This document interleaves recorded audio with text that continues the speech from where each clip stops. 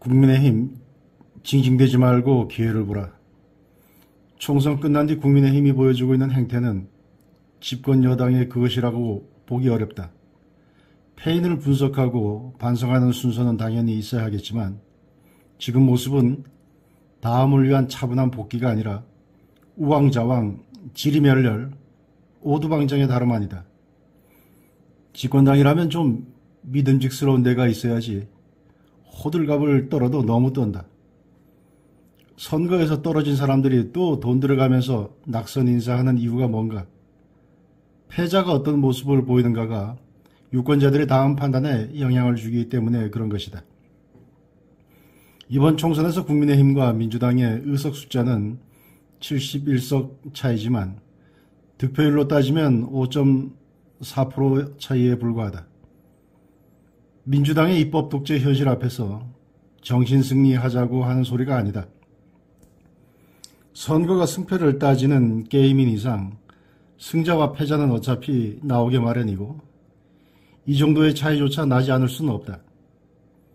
그런데도 플랜 B도 마련해 놓지 않은 채 갈팡질팡하며 퇴각하는 오합지졸의 모습을 보이는 것은 이 그룹 정치인들 수준이 어떤지를 단적으로 말해주는 것 아닌가 싶다. 여당을 지지했던 45.08% 유권자들은 그래도 민주당보다는 국민의힘이 나라 망칠 일은 덜하고 내뱉은 말은 지키는 신용이라도 할 것 같은 신뢰 때문에 표를 주었을 것이다. 그렇다면 여당은 지금처럼 징징거리는 모습 대신 선거 결과에 관계없이 대선과 총선을 거치면서 내놓았던 공약을 어떻게 이행할 것인지 진지하게 고민하고 입법부를 독식하고 있는 민주당에 선빵을 날려야 한다.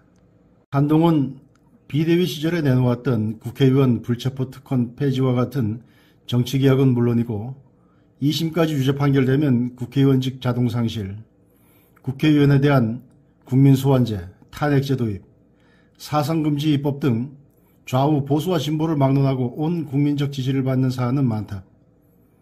내 팔 하나 잘라서 준다는 생각으로 이런 법안들을 줄줄이 사탕으로 190석 야당 앞에 내놓아야 한다.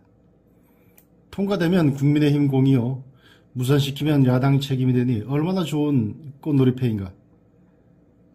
여기에 국회의원 세비 중위소득 공약도 나왔던 만큼 스스로 받은 세비 중 절반은 뚝 떼어 청년 창업펀드 같은 곳에 기부하는 모양새라도 갖추면 금상첨화다.